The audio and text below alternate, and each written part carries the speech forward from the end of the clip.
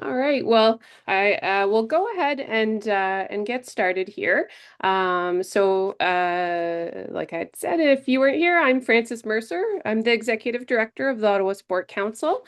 Really glad to have you all here today.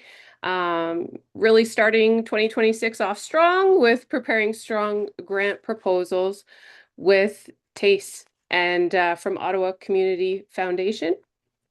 And so, if it's always really interesting to see how everyone finds out about the Ottawa Sport Council, whether you've been following us for the past 12 years, part of our working groups and our collective, or if you come across our information and educational resources through other means. But we're happy to have everyone here and really looking at building stronger community sport in Ottawa. And so grant writing has always been such a huge part of our sector. And so we thought what a ideal way is to start this off because as I know, we all uh, attend the grant writing webinars for specific grants as they come up. However, it's really nice to have, a perspective that really looks at building our grant writing skills and looking at how we can develop those as we go through these processes many times throughout the year. So there will be opportunities for questions and feedback at the end. And obviously happy to connect with everyone one-on-one in the future. And so I'll go ahead and hand it over. Wonderful. Thanks so much, Francis. Thanks for arranging this. Great to, well, I won't say meet everybody because you're all a bunch of black squares with names written on them, but it's great to have everyone here today. I appreciate you coming out. My name is Tais McNeill. I'm the manager of grants at the Ottawa Community Foundation. Um, I'm going to run through, I'll share an agenda in a minute. I'm going to run through a presentation. I've done this in various different forms with different partners, including Volunteer Ottawa and others. We have an hour today, and as Francis said, we want plenty of time for questions at the end. That's usually the most helpful part of these. So I'm going to move fairly quickly through my presentation. But if there's anything that you need me to repeat or go back to or anything else, please don't hesitate to ask. I have a tendency to start talking fast once I get going. So please don't feel afraid to throw your hand up or put it into the chat that you want me to go back over something or anything like that. Um, so before we begin, just a note that as I think we've already mentioned to a degree, you're all off camera for now and muted, but we'll have time for Q&A either by unmuting yourselves or popping questions into the chat. Feel free to put questions in as you go while they're fresh. I know sometimes that can be easier than waiting until the end and trying to remember what your question was. But unless something comes up that's really sort of quick and easy, we'll cover those at the end. So I just said my name and my title, but just so just from what I can see on the screen and from the list that Francis shared in advance, I don't think most organizations or most folks on this call have a long history, at least, of applying to the Community Foundation. So I wanted to give a quick explanation of who I am and what we are. So the Ottawa Community Foundation, we're a public charitable foundation. Public doesn't mean our funds are government funding. It just means that we're not a private foundation in the way that a family foundation or corporate foundation would be.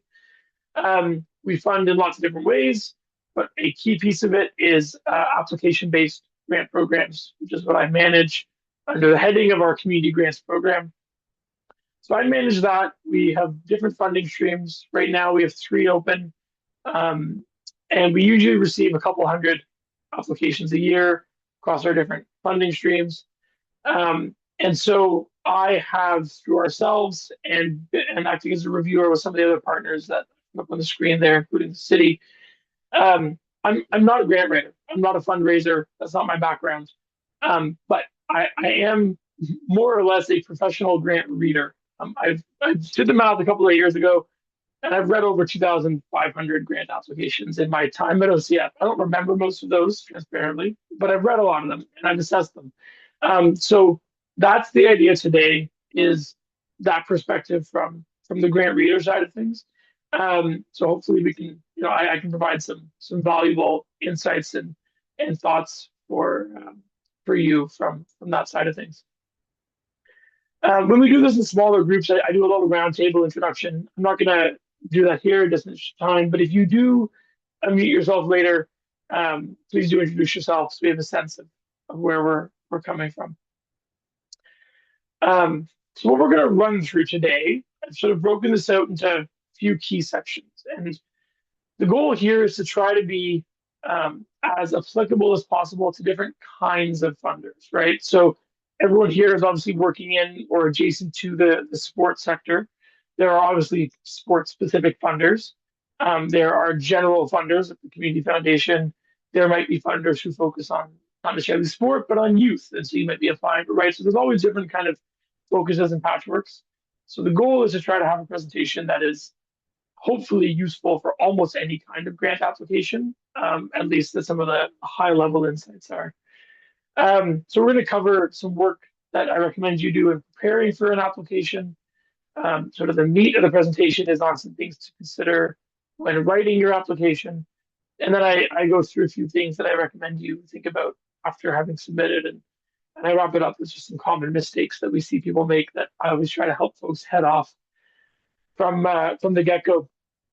I'll note as a starting point, I often say, and it's true, there are very, very few bad ideas that get submitted to us as grant applications. And that's true of other funders. I've been a reviewer for as well.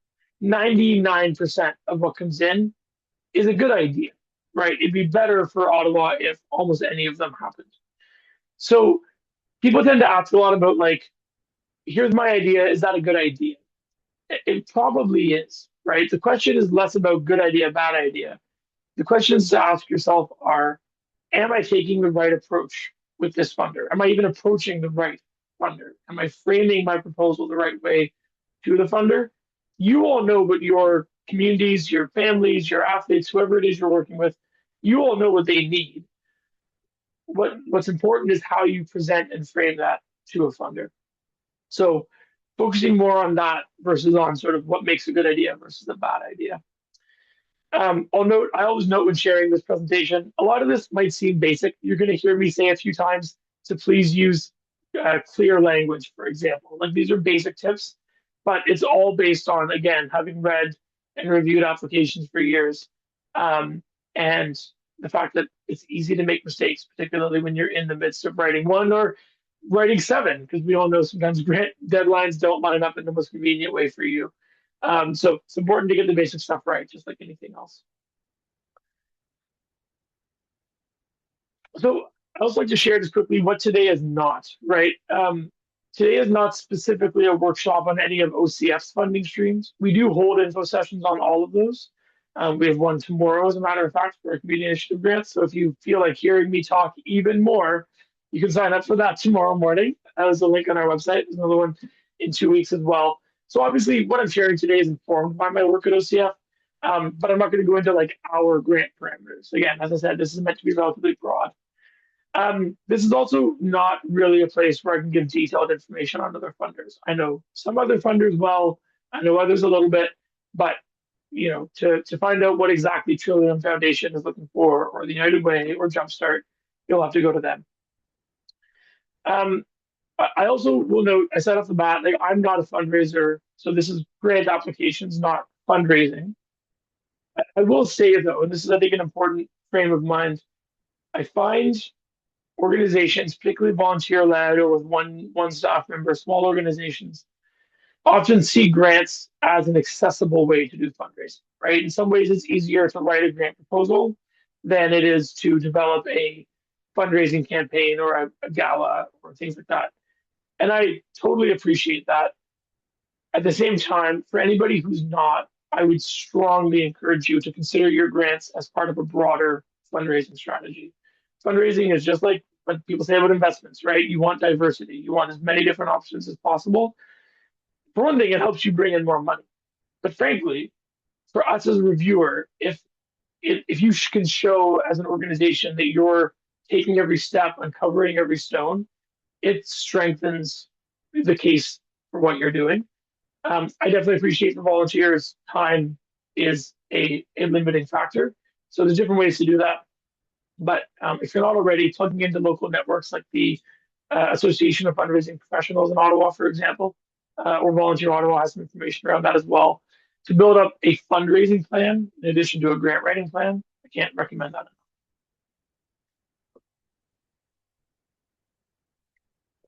So I'm going to dive right in. And our first section, as I mentioned, is preparing to write. So things to think about before you start putting not pen to paper, but letters to an application. And I have kind of three high level pieces that I go through here. One is getting to know your funder or your funders. Two is getting yourself organized. And three is communicating with your funder.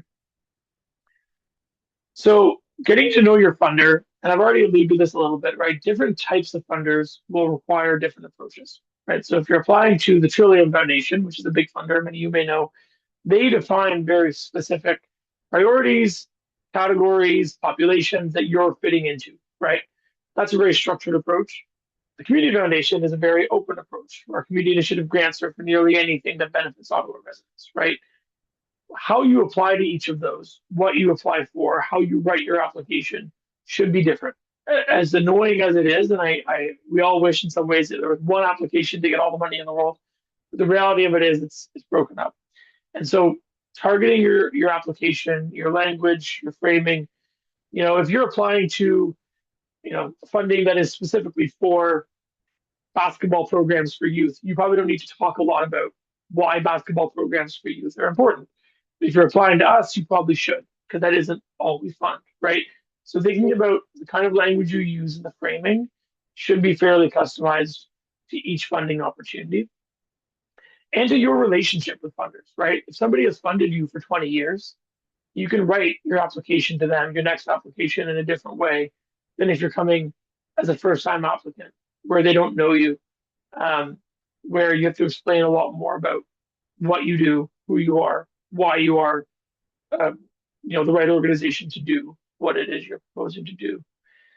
And so there's some homework you can do around this, right? Nobody likes homework, I know, but bear with me. Most funders, not all, and everyone has different levels, but most funders have information available online. Some funders make it easy to find. Some funders, frustratingly, make it hard to find. But if they're charitable, they'll have annual reports, they'll have financial statements, they'll have documents like that. Most of us have grant guidelines online. Some have info sessions like we do. Gathering up all that stuff, nothing, like even if you're technically eligible, nothing sort of puts an application out of consideration faster than just something that very clearly didn't read the parameters, right? It just doesn't show a detailed and sort of thoughtful approach. So doing as much of that homework as you can before you even start writing an application will help you think about where you're going. I'm just seeing, sorry, in the comment that people are still seeing the title slide. Is that true for everyone? I've moved several ahead. Oh dear. So Thank we're you very much, Kelly. Okay, I'm going to end and reshare my slideshow, and we will see what happens. One moment. Okay, let's try this again. So, strong grant applications. So now is everyone seeing the front slide? And if I click next, has it changed?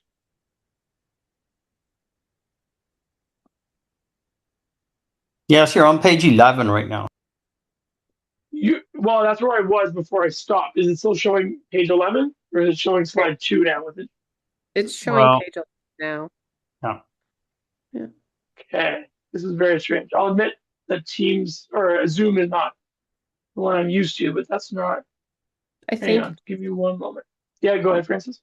I think that at the top of I think it'll say presentation mode. Yeah, that's what I was in, but it was not. It was not liking it. Let's try this again. Share. Okay, so now it's my PowerPoint, but we're going to do from current slide. And what are you seeing now, Francis? It looks like we're at introduction. Okay, and then if I click ahead, did it just change? Now we're rolling. Yeah. Now we're rolling. I'm very sorry, everybody. Thank you so much, Kelly and Megan, and who was Jeremy for flagging that. So, I mean, the slides. I don't think there's anything wildly in depth on them, but I'll click back through them. So, the skipped introduction. There was the agenda, and we can. I think I said this before. We can share this deck afterwards, by the way. But today is not. I don't think anyone needs to copy any of that down. So, preparing to write. So, getting to know your funder, getting organized, and communicating, and different funders requiring different approaches. And here's where I was when we caught that. So I think we're rolling now. I clicked through pretty frequently during this. So if it seems like I've stopped for more than a minute or two, please do ask again, and we can catch that. So okay. So going back one more. So finishing up on doing your homework. Um, the other part about this, sorry, just getting back into my flow, is if you're going to be applying to different funders for different things, right? Because you're targeting your applications and your approaches, knowing who you're going to be applying to for what, when throughout a year lets you plan a lot of your activities, what you might be able to do. So rather than seeing a grant deadline is in a week and applying for a last minute thing that you just thought of, you can set up your proposals and activities in advance. And again, it comes through to us when when an application is a rushed last minute thing versus a thoughtful, intentional piece. So that's a big sort of outcome of having done that homework and being organized in advance. So a big piece of that, and again, this is one of those things that set off the bat. Some of this seems really basic, but every grant round I've run, which is more than 25, there are a good number of applications that simply don't meet the basic criteria, right? They didn't include the right things, or they're asking for something that isn't eligible or whatever.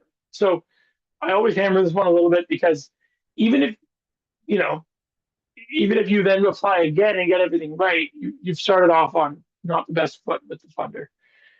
So understanding what's going to be required in an application, everyone's different, which again I get is challenging. But what attachments they might want, financials, documents, that sort of thing, understanding the templates you're going to be asked to fill out, all of that is important and part of your homework.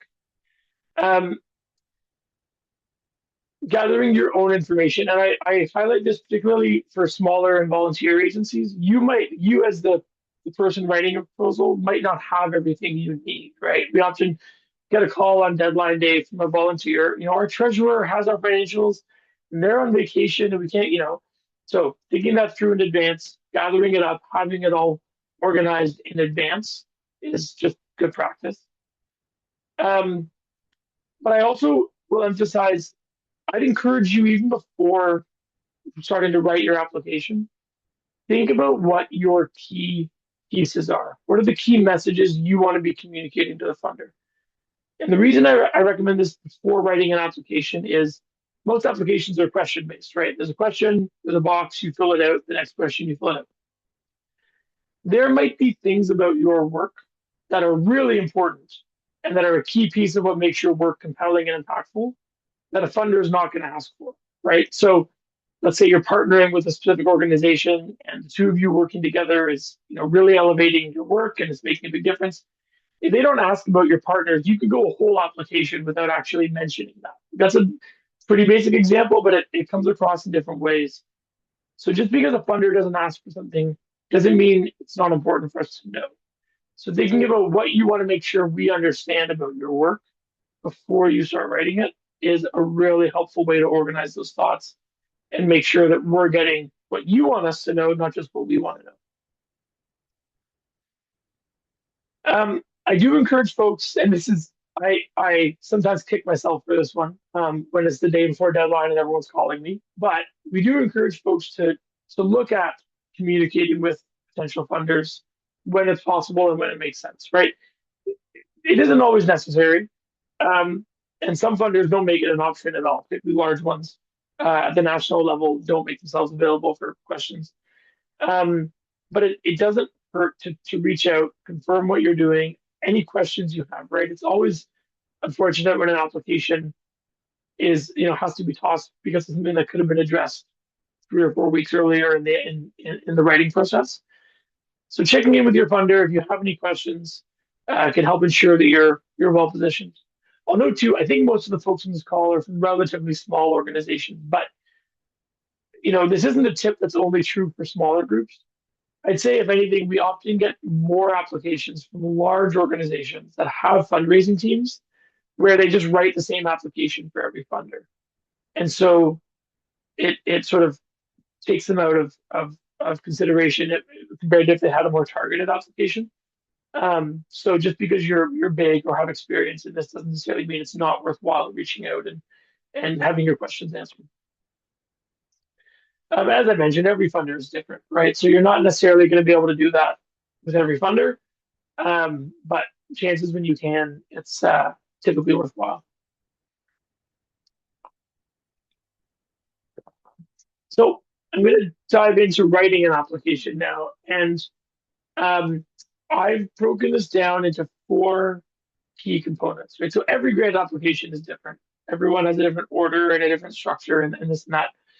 But most, if not all, will have a place for you to input in some way, shape, or form, whether it's these language or this language or other language, these 4 components.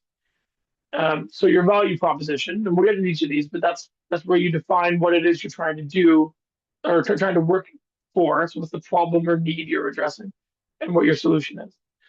Your activities, what it is you're actually going to do. Your impact, what are the outcomes of this going to be? And then your budget. What's it going to cost? How are you going to resource it? What are you going to spend this on, right?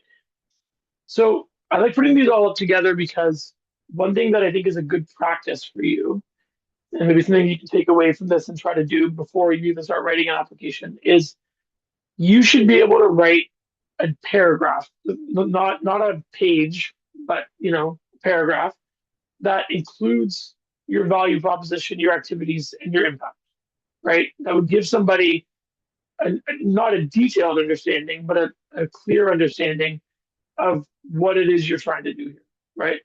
And there's 2 reasons for that. One is many applications will have like a brief description section where you have to put this in. But 2, in my experience, if you can't write that, it means you're missing something in your thinking, planning, project orientation, right? If you can't do an elevator pitch effectively or slightly longer than an elevator pitch, there's a link in your planning that is missing, and so that's a helpful indication for yourself that we need to rethink or further think some of these some of this project or initiative. So I'm going to go into each of these and just a little bit more about what they each mean. So value proposition is one of those terms.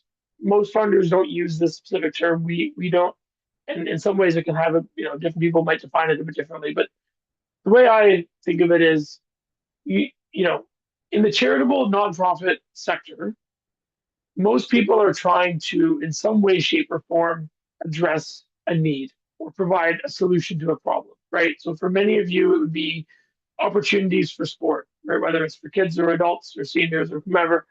The need is the opportunity to engage in that sort of activity at whether it's a rec level or a high level or a pathway between both, right? And then you'll each have your own specific ones for different sports or communities. But there's usually some sort of issue that you're trying to address, right? This will vary depending on funder, but it's important to actually state that need. Like again, this is one of those basic things. If you're applying to a broad funder like ourselves, we're funding absolutely anything and everything. We haven't predefined a need that we're asking you to work towards. So you have to demonstrate that to us. Because again, everything sounds like a good idea, but if there isn't a clear need that idea is meeting, it's a much less compelling pitch, right? So recognizing that unless you're applying to a very specific funding stream, the person reading your application almost definitely is not as engaged in the issue you're engaged in as you are, right? By definition, you're experts in what you do, we're not. And so making that sort of, to you, it's obvious why we need more basketball courts or why we need more tennis programming for kids, whatever it is you do. But it's not as obvious to us, right? So demonstrating what that need is step one and is an easy one to skip over. And then the corollary to that is explaining your solution, right? So what's the need? How are you either meeting it or ready to meet it, or in part meet it, depending on how big of an issue it is. Um, for the purposes of the value proposition, it doesn't necessarily need to be deep activities, but it's what the idea is to address the problem that you've laid out. And ideally, to what degree it's unique, right? Why is it the one rather than most problems have a bunch of different issues that they could address, um, or ways that they could be addressed. Why is yours the right one to go with? I'm going to note, we're not a sport funder by any means. We have funded lots of programming that involves sports. But I'm trying to think about some of the elements of this that would be specific or unique for this group today. And one thing I'll share is for general funders, for funders who aren't targeting sports or a specific sport, it can be hard for us to see a good reason to prioritize one sport over another, right? Like we all agree that we want kids being, to use kids as one example, we all want kids to be active and outdoors and all the benefits of being on a team and what you learn. And we all want pathways for, kids with talent to move up. And that all makes sense. But like as a funder, we're not particularly prioritizing soccer over hockey, over basketball, over rugby, over whatever else.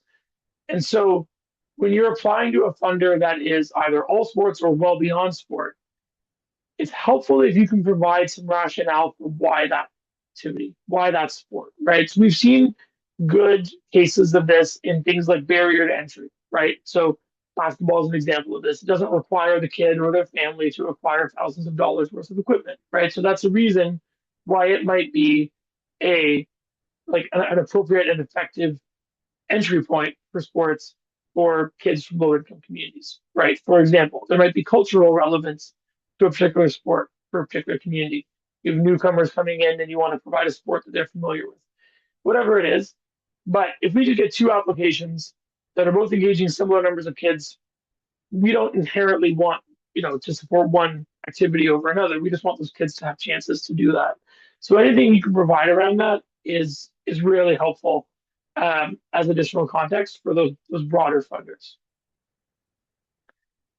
And I mentioned this off the bat. I'm going to mention it a few times. It is so easy when writing a grant application to fall into jargon, right? Terminology about your issue or your sector or your community. Um, Grant reviewers are often reading dozens of proposals. Anything you can do to make your application easier to read and to grasp absolutely helps and puts it up a level. It makes a real difference. So checking yourself, making sure you're using basic, clear language, that what you're writing makes sense. You're not using terms or acronyms that are hard to understand for somebody outside of your sector. It's a basic one, but it's an important one. So just to reiterate, the first of those four sort of sections of an application that I encourage you to think about um, is your value proposition and being able to define the problem and explain that solution. I'll say too, when I run this as a longer, like I've done this as a 3-hour workshop, and we take time after each of these to practice writing them. We obviously don't have time for that today, but that's something you could do on your own. Like again, I'd encourage you to draft some of these before you get into an application so that you know what it is you want to communicate before you're asked to by a funder. So you've defined the need, the next step, and your idea to resolve it. The next step is what you'll actually do to meet that need, right? And this is again a very common trip up: your activities versus your outcomes. We're going to talk about both, right? Activities are what you're going to do. Your outcomes are what will happen as a result. They're not the same thing. And there's no guarantee one leads to the other, right? People will often describe one, but not the other. So it's not enough to explain what it is you'll do. You have to explain why you think it'll lead to this change. And then conversely, and this is one of the most common mistakes we see every round, it's not enough to only explain what the outcomes will be. You have to actually tell us what you're going to do. It's amazing how few applicate or how many applications just don't include verbs. Like they don't include actions, right? We will run X numbers of workshops. We will put on 6 weeks of summer camp, like actual activities. Let's talk about the outcomes that they're hoping to achieve and not what they're going to do. Um, and then those two have to line up, right? You can't say we're going to run a 1 hour workshop and as a result, the world is going to be changed. Like you have to be able to show some reason why you expect that the activities you're going to run will have the outcomes you're saying that they're going to run. Um, and some of that comes into your credibility as an organization. Some of it's just common sense about how the two line up. And then the other piece is that you can do it, right? So again, there's a good idea. There's a likelihood that that idea will, through those activities, lead to that outcome. But it's not a given that you can do that. Just because you had an idea doesn't mean you're the right one to follow through on that idea, right? So we want to understand, and some funders ask about this explicitly, but lots don't. So this is a good example of the sort of thing you want to think through before getting into writing. Why your organization? What's your credibility? What's your capacity? What's your expertise? What sort of resources do you have? For sports activities, that might involve things like, spaces, fields, gyms, equipment. It might be coaches. It might be relationships to community. It might be partnerships. Right. So all the things that you need to actually do this, you need to demonstrate that you have, or that you have a clear way of acquiring with the funding. Because it's, again, most of them are good ideas. So a lot of it in reviewing comes down to the feasibility, the likelihood. Is this really going to happen? More so than just whether or not it's a good idea. I'll acknowledge for smaller organizations, this can become a chicken and egg thing, right? It can be hard to get funding if you don't have um, sort of the credibility and capacity that comes along with having existed for a while. And then because you can't get the funding, it's hard to exist for a while and develop that credibility. So the sort of straightforward answer to that is, or the straightforward, but the first answer to that is partnerships, right? Finding more established organizations you can work with that lend credibility to your proposal, and then build up your own sort of history track record on your own. And partnerships, I'm gonna harangue on that for a moment longer in a couple of different ways. You'll often see funders saying we want to see organizations working together, and it can be annoying. Like frankly, you know what you want to do, you want to do it. Why should you have to go talk to 6 other agencies before you do it? The thing is, you might see your work as unique, but there's a very good chance that we're getting 5 or 10 applications for very similar things. And that's okay. It's okay to have more than one. We should have more than one soccer club or basketball club in the city, but not like we need to understand that you know each other, that you're working together, that you're taking logical approaches to who should do what, right? Ottawa's not that big of a town. Particularly in your sector, you have an amazing resource in the sport council for connecting with other organizations. So the more you can show that you're working in a system, the stronger your proposal is going to be. I'll also say, and this may or may not be as directly relevant for sports agencies, but I'll note it anyways. Partnerships are key whenever you want to do something you're not an expert in, or particularly work with a community you don't have deep relationships in, right? So, for one example I often use, over the past 10 years, we've seen a lot of organizations trying to work in the space of reconciliation or expanding their work to better connect with Indigenous community members. That's wonderful. That's important. It's long overdue. It's really easy to do badly. Like it's really easy to do that badly. So if you're saying you want to work with Indigenous communities or newcomer communities or Francophone communities or any sort of community that you don't already have strong ties to, you almost certainly need to have partners or a partner in that space who can help you both do it well and show us a certain amount of credibility in how you're approaching that work. Because it does take different approaches to work with different communities, right? That's just a natural sort of component to running good programs. And as I mentioned, with your activities, try to maintain that straightforward and clear language. Um, so bumping right along, um, I've touched on impact a little bit, but I'm going to run through some ways to think about what's the result of your work going to be, right? Um, you can think about three different categories of these, and there's different ways to think about this. There's no perfect one, but to use these as a starting point, I find it helpful to differentiate between outputs, outcomes, and then what I hear called key performance indicators, which frankly I find kind of a corporate jargon, but is the best term I could come up with in my research for what I mean. So we'll get there, but don't get too hung up on the language. So outputs and outcomes are different. I'm going to speak to this for a second because it's a very commonly confused thing. An output is typically like the direct result of your activity, right? It might even be the past tense of your activity. So if your activity is we're going to run a basketball camp for 20 kids, the output is that you ran a basketball camp for 20 kids. Like that's something that happened. That was an output of your program.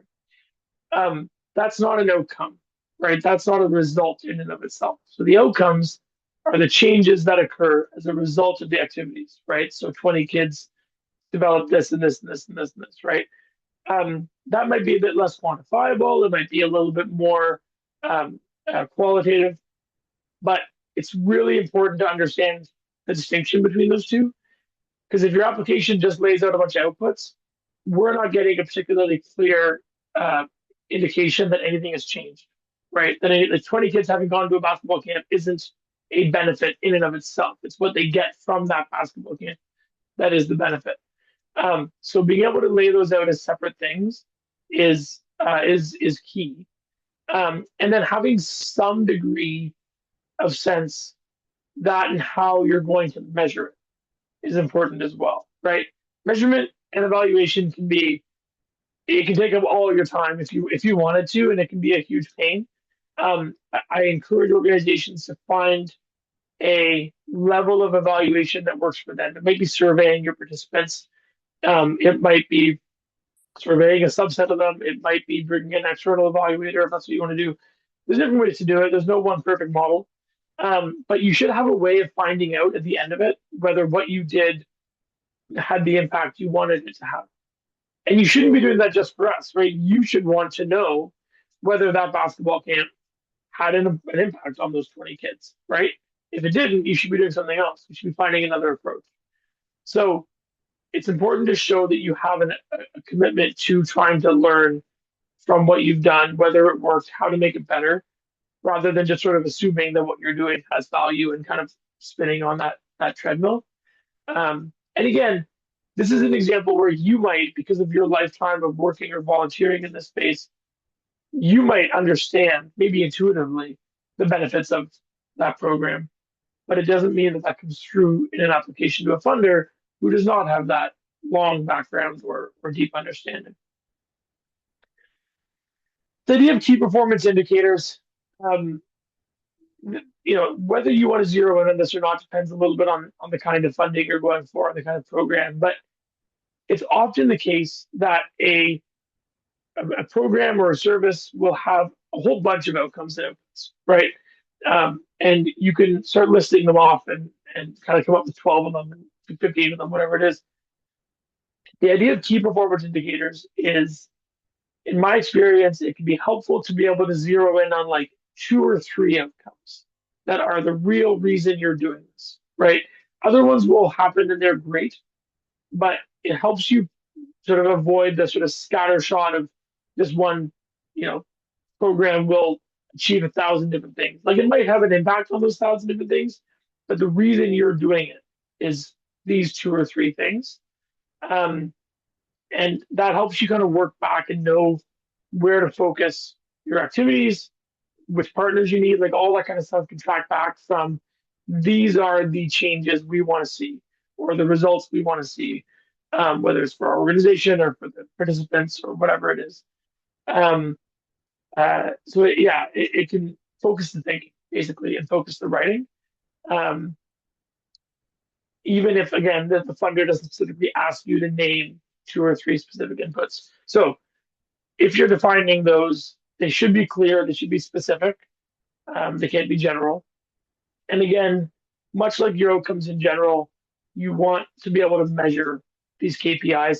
If you're running a long program, it's ideal if you can even measure your progress against them throughout. That'll depend a lot on what you're doing, but it helps you um, track your course, right? If you're running a 5-year program, being able to track your progress against the real key point of what you're doing will help you decide in year 1 or 2 if you need to adjust versus kind of running it for 5 years and then realizing it wasn't doing what you were hoping it was going to do. And these need to be identified at the start, right? These are the reason you're doing what you're doing. They're not sort of unintended benefits that emerge over the course of the project. And as I said, they're what tell you whether what you're doing is successful or not, right? That's the reason you're doing it, and it's sort of the key part of the pitch um, to your potential funder. I'm going to skip past that. That was actually from my old version of this. But so what I've run through on impact, right? Finding your outputs and your outcomes and understanding the difference between those two. And then which of your outcomes do you want to define as key performance indicators? So again, I'm going to reiterate for different funders, you're going to focus on these things differently. But they're good things to think through for yourself beforehand. I'm going to touch briefly on budget. We're almost done the presentation part of it, and then we'll jump to some questions. Most funding will have a budget template format of some sort, and they're all different. So that's annoying. And you're going to need to be able to customize it to that. But just some key tips around this, right? If there's a set range of funding available, know what it is, right? Ours are public on our website, very clear and straightforward. Every round we get somebody asking for more than the maximum, like just without fail. And it's just a silly thing that prevents their application from being considered. Um, for some funders, you'll have to be able to differentiate between your grant budget and your project or program or organization budget, right? So the grant budget is we're asking you for $10,000, and here's how we're going to spend the 10,000. And the project budget is that 10,000 is part of a $50,000 budget to run this program, and here's where the other 40 is coming from, where it's getting put.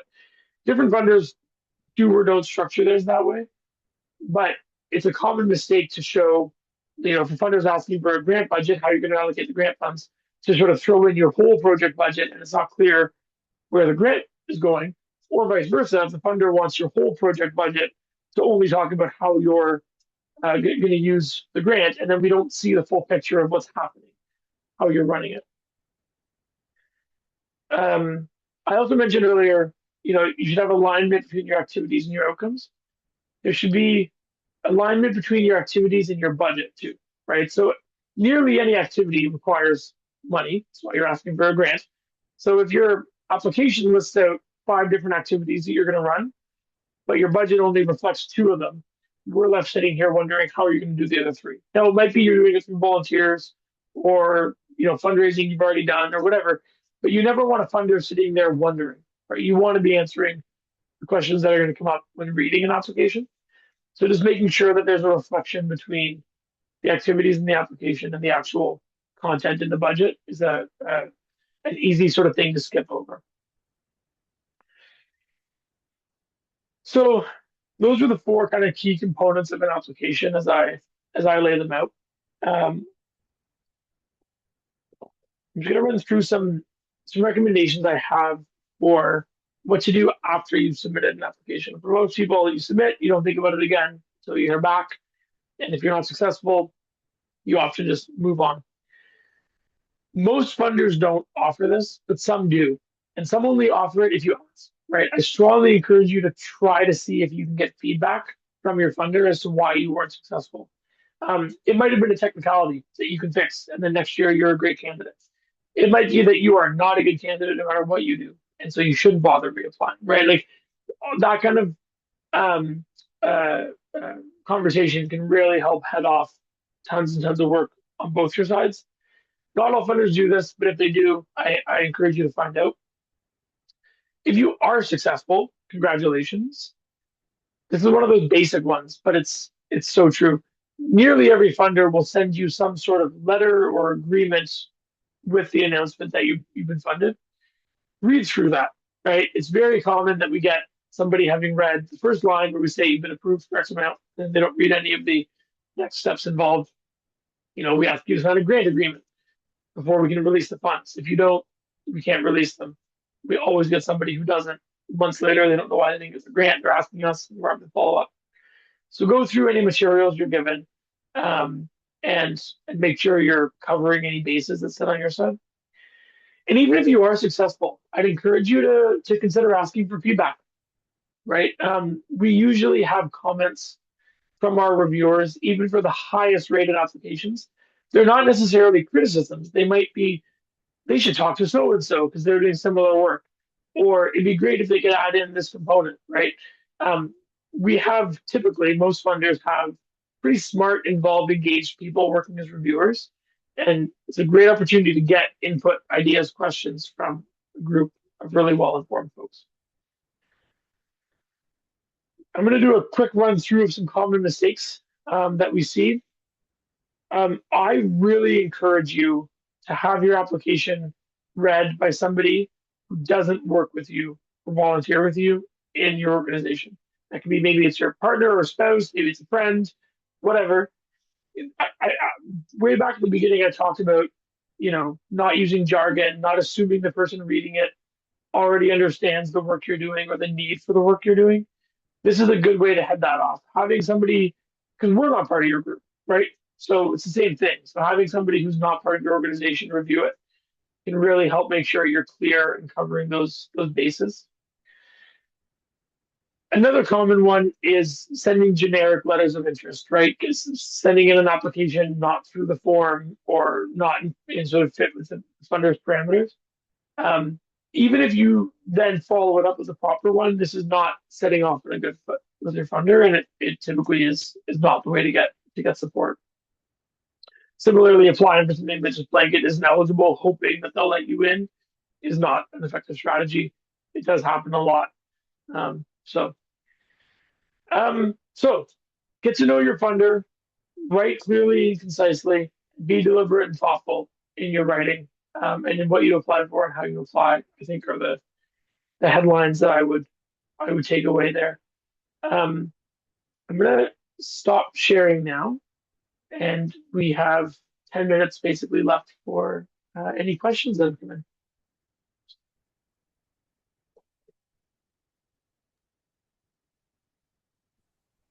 Yeah, if you feel like you'd rather type them out into the chat, you can, or go ahead and you can raise your hand and then you can unmute yourself and we can converse.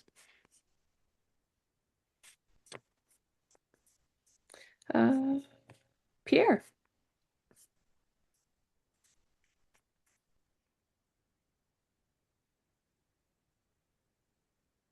Thank you. My proposal for a grant is being sent to the city of Ottawa. I'm a board member for the Orleans Tennis and Pickleball Club. We've already interacted with the city.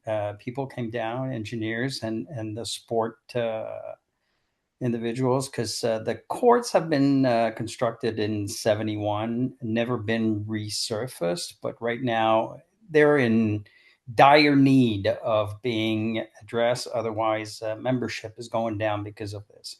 So we've already did the initial steps of dealing with the city. We've also come to a conclusion that yes, most likely the resurfacing is mandatory to ensure the safety of the public. So now I've put together a proposal for estimates to send to local contractors, because we need to know exactly what the sense or the budget required will be. But we're talking in the 700, like in the big digits.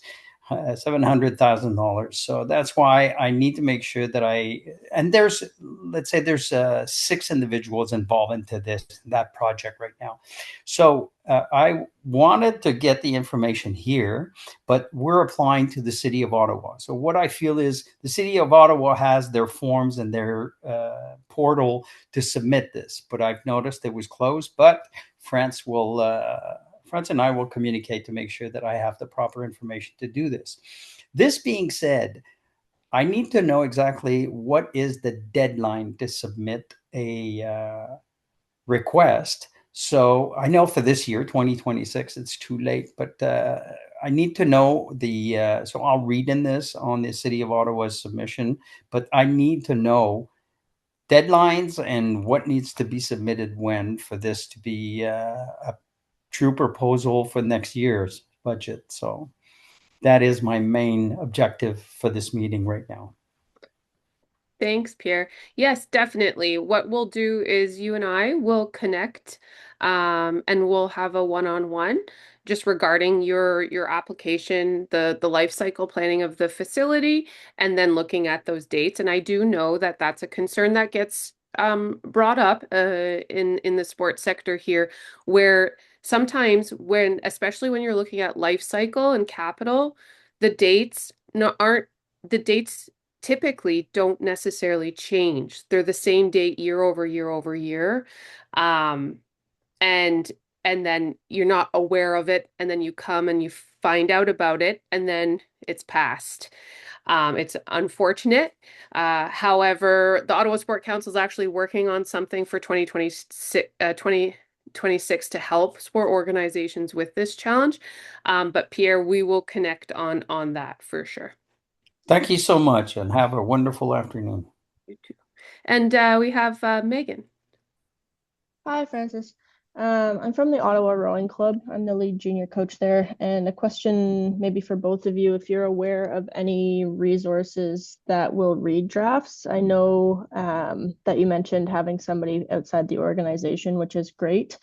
I know sometimes it's incredibly helpful for somebody with that grant writing background. Unfortunately, we don't really have anybody in our community that has stepped forward anyways. But if you're aware of any resources external to the organization itself that would be willing to do that.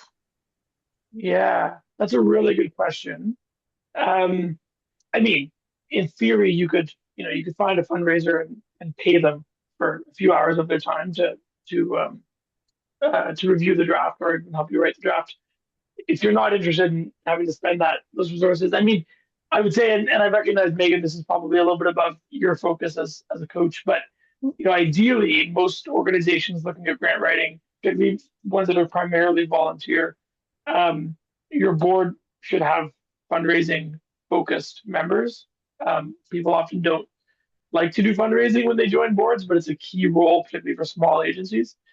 So thinking about the expertise you might already have around your board, or if you have board committees, depending on the organization, um, there might be perspectives there. They wouldn't be perspectives like mine as somebody who is going to be on the reviewing side of it, but they'd be somebody with experience in that space, and could provide some insight. You can also start there and ask a network, right? It's Ottawa's not that big of a town, so between volunteers and staff and boards of organizations, the reach can be quite wide of who they might know. So starting with those networks, I think you might be surprised who you might be able to connect with. Okay, we will certainly try to expand our network there. I do have a secondary question, if that's okay. Kind of related. In the past, we have proposed to our board using kind of an external fundraiser to help us write grants. I think often, you pay them, but have you ever seen it as part of the grant proposal where, say, a small portion of it ends up going to help pay this fundraiser should the grant be successful, kind of thing? So it depends a little on the funder. Most funders tend not, and we're in this boat, tend not to fund fundraising work, right? Fundraising work, whether it's writing grants or running fundraising campaigns, uh, typically is expected to cover its own costs. Like the work should cover its own costs. Right. So yeah, plus it's chicken and egg because you need the funding to pay them before you get the grant application. Um, So generally just so yeah, best to kind of leave that out. yeah. I mean, it's Okay. it's it's best ideally to have it in hand beforehand. What I will say is, and this really depends on the funder. But if you get a funder who's willing to consider applications for organizational capacity, you could apply to improve the organization's ability to fundraise, right? So that could be training for staff and volunteers, could be hiring, someone to develop a fundraising strategy. So it's not the fundraising activity, it's not paying to put on a gala or whatever. It's the development of better ability in the organization to do fundraising. Right. Okay, thank you. Thanks. And I definitely noted those. Those were really great questions and something that I'll look into exploring further as well. Just in a broad terms for the sports sector. And we do have a question from Chris in the chat. Mm-hmm. Are successful grants typically structured around capital or specific time-bound projects, i.e. summer camps? Or are there avenues to pursue grants that assist with operations for organizations? Great question, Chris, and it's one of the most common ones. I mean, it depends entirely on the funder. Some funders have capital streams. The Trillium Foundation has a capital stream, right? And so those questions are specifically about it. Some funders will fund anything but capital. Most funders do have some degree of orientation around time-bound projects, work initiatives, because it's not going to be ongoing funding. So they want to understand what's going to be done with the funds. Two sort of things I'll say. I think that is starting to shift. We've certainly broadened our parameters from project funding to, we call it initiative funding, but the initiative can be something you've done forever. It doesn't need to be new. And then you can also, as long as it's framed clearly, you can incorporate different pieces into a proposal. So you could have, a time-bound project or a particular initiative, but as part of it, you are developing, capacity for the organization, or it's partially operations. It is typically a lot harder to fundraise for operations just because it's harder to point to outcomes from it. That isn't a good thing about the fundraising landscape, but it's typically the case, unfortunately. All right. I think I don't see any other hands, and really just want to thank you so much for doing this today with us, and really helping us be able to look at, you know, what helps us write strong grants and how we can especially come together and learn together on this journey. And so for everyone here, what I'll be doing is connecting with everyone, sending out a summary of some grants that are out right now. That would be something you'd want to know about for sure, and the deadlines around those. And because it really seems to be first quarter of the year, there's a lot happening in the grant world. And to further the conversations, happy to have one-on-ones if you're looking at specific projects within the sport community. The Ottawa Sport Council is here to really connect you. And like we were talking today about partnerships and building those relationships, and that's what the Sport Council can do, is help our sports sector be able to do that. And that's what I spend a lot of my time doing. So happy to meet you all soon, and thank you so much.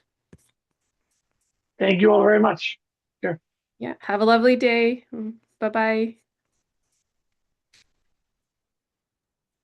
Thank you very much. Thank you. France, I just wrote to you saying that I'll check my agenda because I'm very busy with the workforce adjustment right now. But Okay. I will send you an invite on Teams so we can just discuss this further if you agree. Absolutely. Looking forward to it. And I have noticed that Robert wanted Yeah, to assist. So I wrote to him and saying, provide me your email address and I'll basically send him the invite as well. a quick question. Have you connected Okay. with Jody yet? With who? Sorry. With Jody from the city? I know that Carolyn, the president of the club, has contacted two people that she's involved in communicating with. I'll make sure that that's the name. But yes, there's been a few visits with the city of Ottawa. Okay. Okay. But yeah, and I'm happy to come out there and we'll connect over all of this. Thank you, ma'am. Thank you. Talk soon. Have a wonderful day. You too. Bye-bye.